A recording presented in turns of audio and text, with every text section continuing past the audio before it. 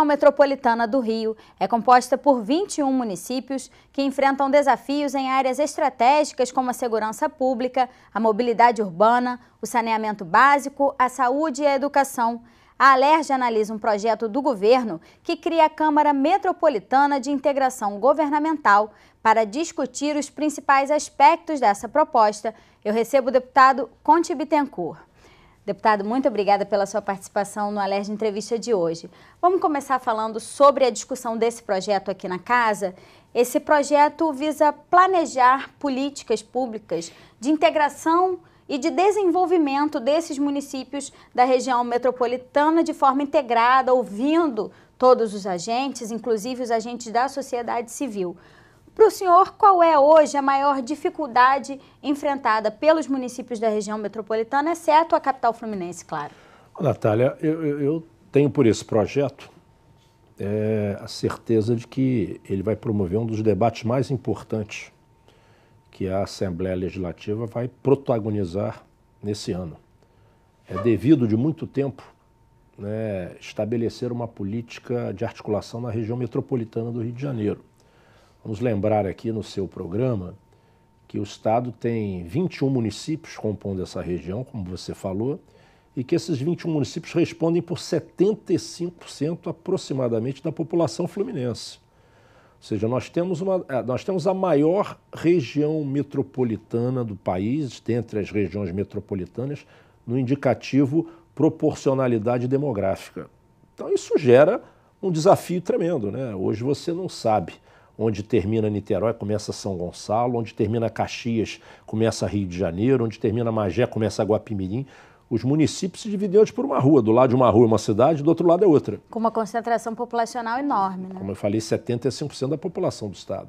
E o Estado do Rio de Janeiro é um dos estados mais atrasados nessa política. Qual é o ponto central desse projeto, Natália? É a governança.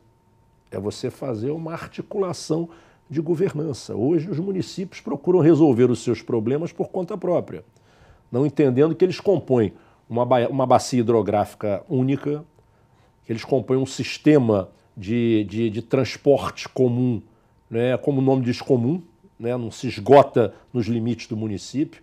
Então o projeto não vai além de algumas áreas que nós consideramos essenciais. Poderia até ter ido atravessado para a saúde, para a segurança, para a educação, que não o fez. O projeto está se limitando à questão do saneamento básico, à questão do destino final dos resíduos sólidos, né, a destinação do lixo, que está diretamente ligado ao saneamento, né, e a questão do transporte. Esses são os eixos centrais do projeto que nós vamos debater aqui na Assembleia Legislativa. E o senhor falou sobre os municípios tentarem resolver por conta própria os próprios problemas, mas muitos desses municípios acabam funcionando como municípios dormitórios, né, fornecendo a mão de obra para a capital fluminense e toda essa mão de obra que enfrenta essas dificuldades do dia a dia e, na verdade, esses municípios deixam de arrecadar muitos recursos em função disso, né? Não são zonas de atração de investimento, de indústrias, de comércio, perdem muitos recursos com isso, né? Não há dúvida, você tem no corredor de São Gonçalo, né, para Rio de Janeiro, para a capital, talvez o maior corredor de deslocamento de mão de obra, tá, entre as regiões metropolitanas do Brasil. É uma quantidade significativa. E assim você tem o da Baixada Fluminense. O centralismo do Rio de Janeiro faz com que, da cidade do Rio de Janeiro, faz com que, se não pensarmos de forma articulada questões como transporte, dificilmente nós vamos conseguir avançar na melhoria de qualidade da população nesse deslocamento do ir e vir. Tanto é que a região metropolitana do Rio de Janeiro é aquela onde o trabalhador gasta mais tempo no transporte. De casa ao trabalho, de trabalho para casa, dentre as regiões do Brasil. É uma média de 2 horas e meia, né? De cada trecho, né? E a ideia, né? A ideia dessa governança coletiva não é tirar a autonomia do município. A Assembleia vai discutir isso aí com muita responsabilidade, né? O município tem o seu papel constitucional previsto, lei de uso e ocupação do solo, uma prerrogativa do município. Mas nós estamos querendo criar uma outra instância de governança prevista na Constituição, que é a governança da região metropolitana, para ser articuladora disso aí, ou seja, o interesse maior, que tem que estar se sobrepondo ao interesse exclusivo do município, já que nessas áreas o município sozinho não resolve os seus problemas. Estamos vendo aí a questão hoje da despoluição da Baía de Guanabara, né, com jogos que estão aí para acontecer, né, a quantidade de lixo, né, que hoje nós temos na lâmina da água da Baía de Guanabara. Isso é o quê? Uma falta de articulação de política pública, de limpeza urbana, de destino final, né? Saneamento básico. Então esse lixo que chega ali na raia da Vela Olímpica em Botafogo, né, ali na Glória, esse lixo está vindo de Caxias, está vindo de Magé, está vindo de Nova Iguaçu. E são muitos anos já se falando sobre a despoluição da Baía de Guanabara, mas sem conseguir fechar esses canais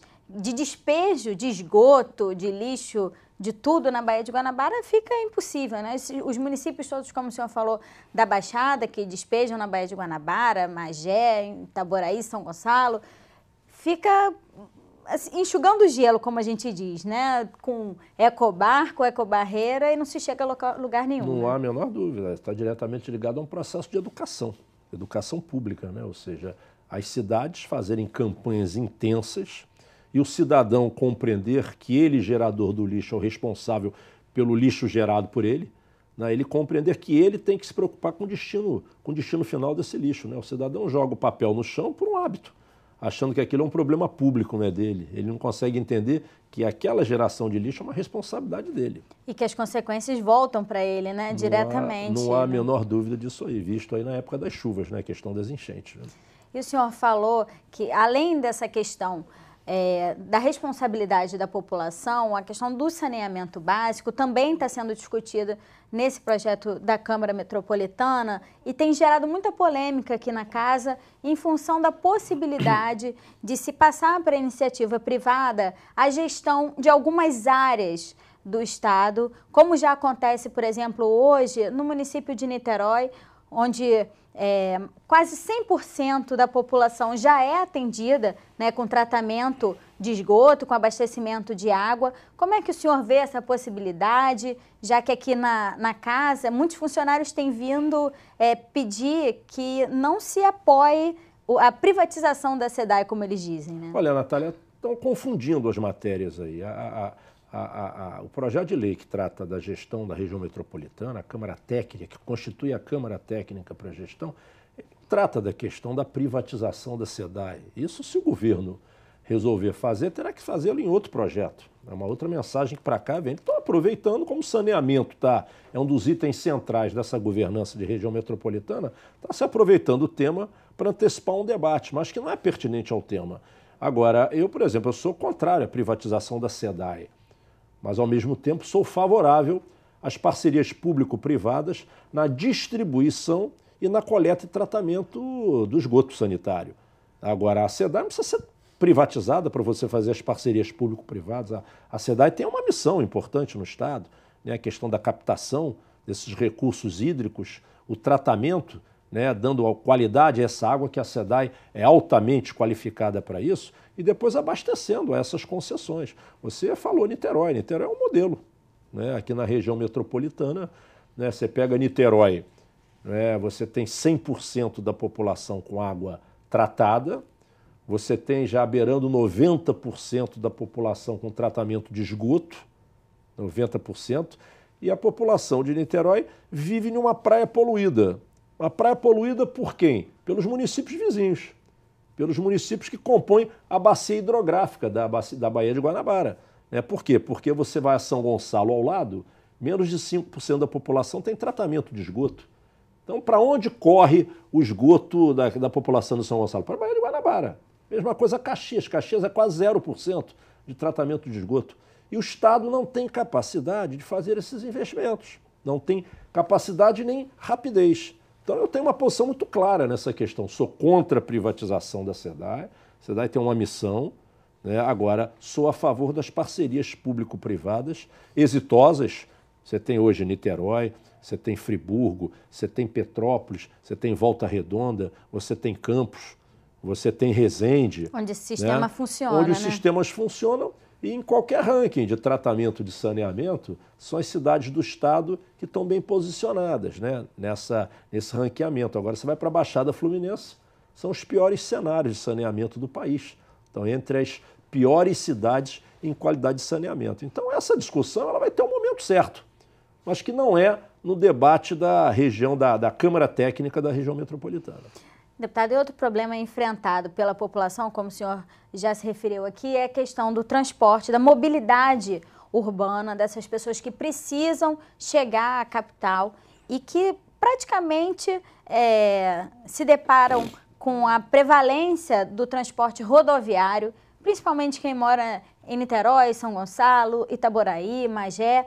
Alguns municípios da Baixada contam com sistema de trens, mas também ainda muito deficiente, e é preciso dar uma solução de transporte de massa, pensada de forma integrada também, para dar mais qualidade de vida para essa população, né? Olha, esse é um tema estratégico, né? A questão do transporte, da mobilidade, né?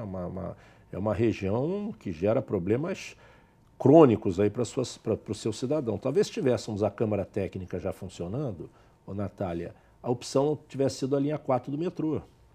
Nada contra a linha 4 do metrô, mas você investe quase 8 bilhões, né, dos recursos do Estado em uma linha que vai atender a 200 mil pessoas. Esses 8 bilhões poderiam ter melhorado muito a Supervia, que atende a um conjunto de municípios da Baixada Fluminense.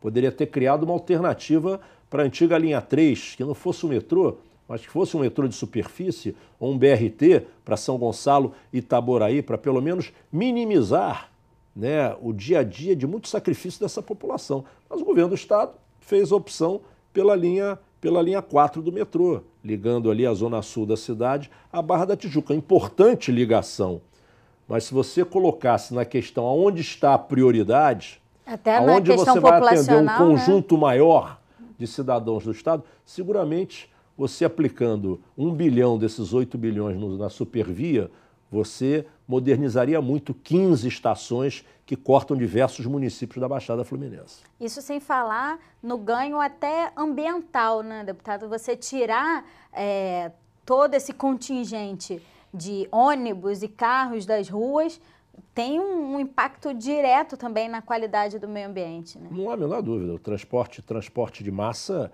né, ele não só facilita, né, o deslocamento do trabalhador, do cidadão, mas ele ajuda muito na qualidade de vida das pessoas, né? Na questão, como você falou, ambiental, na questão do trânsito. Ou seja, você sair do transporte individual, que é o transporte através do carro, que gera esse transtorno enorme à população com engarrafamentos quilométricos. Talvez a região metropolitana do estado seja um dos piores engarrafamentos do mundo, talvez. Já superou, a gente falava tanto do trânsito de São Paulo, mas o Rio de Janeiro já superou esse problema. Em determinados momentos, não há a menor dúvida disso. São Paulo é complicado, mas o Rio está chegando lá. É verdade. Deputada, a gente precisa fazer um pequeno intervalo e volta falando sobre esse assunto no próximo bloco. É só um minutinho, a gente volta já já.